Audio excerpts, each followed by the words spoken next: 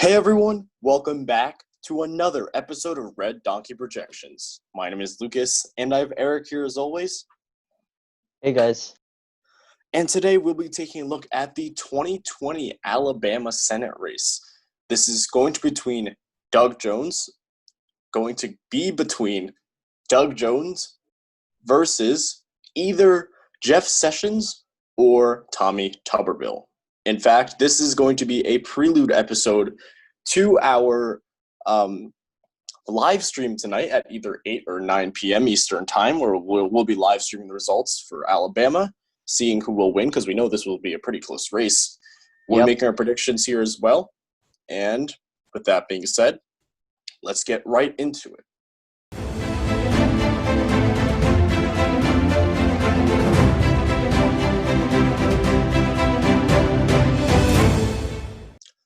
So first, let's give some background here. Alabama, obviously, is a deep red state. It's in the South, where it's usually pretty Republican there. Very conservative electorate. Now, in 2017, Doug Jones, a Democrat, a moderate Democrat, was elected over Roy Moore, who was I believe the former Chief Justice of the Alabama State Supreme Court. And many of us do consider that to be an exception, in that it was kind of the once-in-a-lifetime election type of thing. And the reason why is because Roy Moore, he has said a lot of controversial things. He has also been accused of several allegations, including child molestation. So we consider that to be an exception, that one time where a Democrat does win a race here in Alabama. Just for a little bit more background, the Republican primary has already happened in the state of Alabama for the Senate race. However, what actually happened was the rules for the Alabama primaries are you have to have a majority of votes for you, meaning you have to have at least 50% of the votes. If you do not, this election goes to a runoff, which is between the top two candidates the top two candidates in the primary will do a head-to-head against each other, and if they could win 50% there, they become the nominee. So let's start discussing here. Actually, first, I'm really out of order today, but just for some background, obviously, Jeff Sessions and Tommy Tuberville came in first and second. Tommy Tuberville did come in first, narrowly. Jeff Sessions came in second. All right. Now I'll be talking about Doug Jones. Doug Jones, a moderate Democrat. If a progressive ran in Alabama, let's just say that they probably won't win. Nope. Doug Jones is a moderate, which it doesn't help him because it's the lesser of two evils here, but being a moderate or progressive in the state of Alabama. Even though he was up against such a quote-unquote bad opponent in 2017, he won by 2 points. Very, very slim margin, I remember. So it still kind of shows how deep red Alabama still is. Doug Jones, I feel like he might not be appreciated that much by his people. I believe he did vote for Donald Trump's impeachment. I'm sorry, not impeachment. During the impeachment trials, he voted to convict President Trump, which really might not look good on him in a state like Alabama. So that's definitely not good. However, Doug Jones has incumbency advantage. Will it help a lot in this state? Probably not. Doug Jones previously, before serving as the senator, I think he was an attorney before, so not really that much political experience. But obviously, Doug Jones' chances, especially considering that his two other opponents are a lot more popular than Roy Moore was, it kind of goes to show that maybe Doug Jones is going to have a little trouble winning this race. Eric, why don't you now discuss the Republican primary that will be happening, or runoff, I should say. Yep. So the candidates that will be facing off in this primary are, as Lucas said, the top two: Jeff Sessions and Tommy Tuberville. We can start with Jeff Sessions. So let's give a little bit of background. So Jeff Sessions, he has quite a bit of political experience, and he's mostly based in Alabama. As we know, he did become President Trump's attorney general for quite some time, but then their relationship kind of grew apart, and he was eventually fired or he resigned. I don't remember. So coming back to the experience factor, he did serve as the U.S. attorney for the Southern District of Alabama. Then he, I think, won unopposed for one of the Senate races. I think it was 2014. Yeah, it had to be 2014. And he was Alabama attorney general. And as we said, he was a U.S. senator. So he has quite a bit of experience. So now let's head on to Tommy Tuberville. This is kind of an outlier here in the sense that he was a football coach. He coached for Auburn and Texas Tech and University of Mississippi. So he's quite an experienced football coach. He did leave that and decided to run for Senate. He doesn't have that much political experience. A lot of sports experience, but not a lot of political experience. The thing is, surprisingly, Donald Trump did endorse this Tuberville person instead of just Jeff Sessions.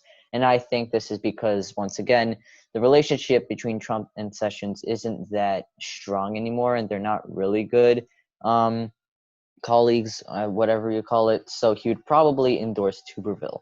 So it's going to be a really close race between someone who has a lot of political experience or someone who has a president's endorsement in such a deep red state.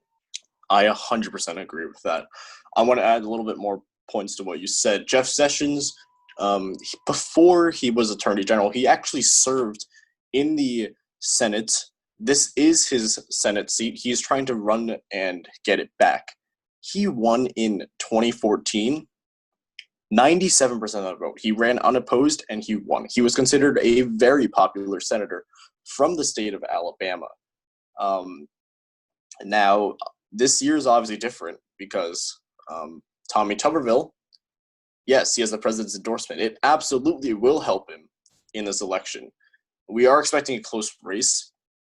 At the end of the day, we think, we're not completely sure, we're predicting that Tuberville will win this runoff. We're not completely sure about that. We'll find out tonight. We'll be live streaming that again. We'll find out tonight, but we do think that Tommy Tuberville has a slight edge over Jeff Sessions. And I also want to add another point about Roy Moore. I talked about this in the background.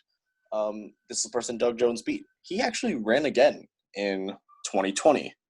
He got 5th place in the primary. I mean, that does kind of go to show how kind of bad he was as a candidate. So I think that Doug Jones kind of did get lucky in 2017, the special election. All right. So we talked about this candidate profiles here. Yes, as Eric mentioned, he did not get endorsed by Donald Trump in 2020. So that might be really helping Tommy Tuberville here. I think we also wanted to, kind of take a look at this. Actually, first, let's look at election history, because Richard Shelby, 64%. Jeff Sessions, I said, 97%. Richard Shelby, 65%. So obviously, it's a pretty solid red state. If we're seeing the incumbent the Republican nominee beating the Democrat by 30 points, this clearly solidifies how Republican the state actually is. Looking at the Senate ratings now, Cook says toss-up now. That apparently was updated recently. Lean for inside elections, likely for Sabato. Our personal belief right now, we think it's likely. I personally think it is between lean and likely, but I do think that at the end of the day, it is a likely seat. Doug Jones winning. Yeah. Oh, yeah, sorry. There's one more thing I wanted to say. Doug Jones, because this took everyone by surprise, and some people think there is some potential in him left to take the seat. Funding is flowing in for him. Democrats are funding from all over the country. they really want Doug Jones to maintain this seat in the Senate because it was shocking in the first place how he got there, and they really want to keep him there. But Lucas will say that despite the funding, we really don't think he has a chance just because of it. The conditions are not the same as they were when he first ran. I 100% agree with that. And I actually do want to take a look at funding in a few minutes.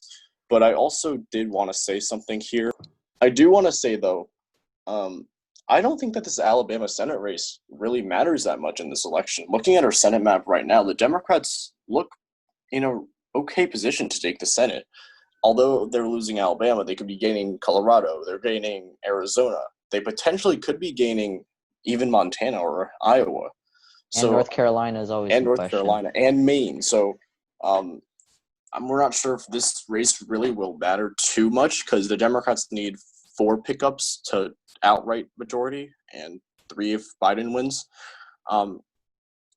But I think that's interesting to keep in mind here. Now, as I said, I think we're going to head now and take a look at the funding in depth. And here's the funding. We have Doug Jones. He's getting so much money, $11 million raised. Wow. Wow. But honestly, I feel like it's not really necessary. Although funding kind of helps, this is Alabama. This is a very deep red state. And I want to kind of compare. I'm sorry. That's the theme of this video. This is Alabama. Yeah, this is Alabama. But I do want to also compare this to the 2018 Texas Senate race. Beto O'Rourke was getting a lot of money too. It was the most expensive Senate race, I believe, in history. Beto O'Rourke spent tons of money, raised tons of money, and he still lost by 2%. So that does kind of show that funding isn't always the predictor. Anyways, that is the end of this video for today. Thank you all so much for watching. If you liked this video, please hit the like button. And if you like our content, please hit subscribe. We'll see you in our live stream tonight at either 8 or 9 p.m. Eastern Time so we can look at this primary together. See ya.